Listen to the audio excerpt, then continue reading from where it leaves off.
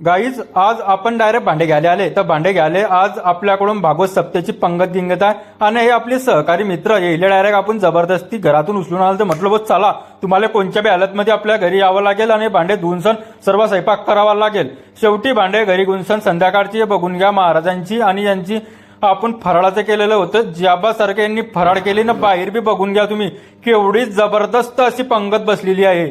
तर साधू संत येती घरा तोची दसरा दिवारी आधी आल्यावर आपण महाराजाच्या चांगल्या पाया घ्या पडून घेतला आणि रुचक अशी आपण स्वयंपाक गिपाक केलेला होता एवढंच जबरदस्त होता की बेगजब। आधी आल्यावर पंक्ती गिंकी आपण रांगोळी गिंगोळी काढून सण हे आपलं सहकारी मित्र इकडे बसलेले आहे एवढं जबरदस्त एन्जॉय होता की बेगजब। जेवणाचा कार्यक्रम झाल्यावर गाईज डायरेक्ट आपण कीर्तनात आले। कीर्तनात एवढं जबरदस्त गर्दी होती की बेगजब। तर 7 दिवस माणसं आणि बाया आपले कामधंदे सोडून सण 7 दिवस एवढं आपलं आधी कर्तव्य निष्ठेप्रमाणे काम करता की एवढी गोडी आहे कीर्तनाची की बेगजब। तर मित्रांनो सांगायचं एकच तात्पर्य उरते की आपल्याला आपल्या सनातन धर्माचा खूप आवड पाहिजे। या कीर्तनातून एकच शिकायला भेटलं मित्रांनो की एकमेकाला सोबत घेऊन चला एकमेकाला निष्ठाप्रमाणे वागा आणि धर्मासाठी काहीतरी आपण करा।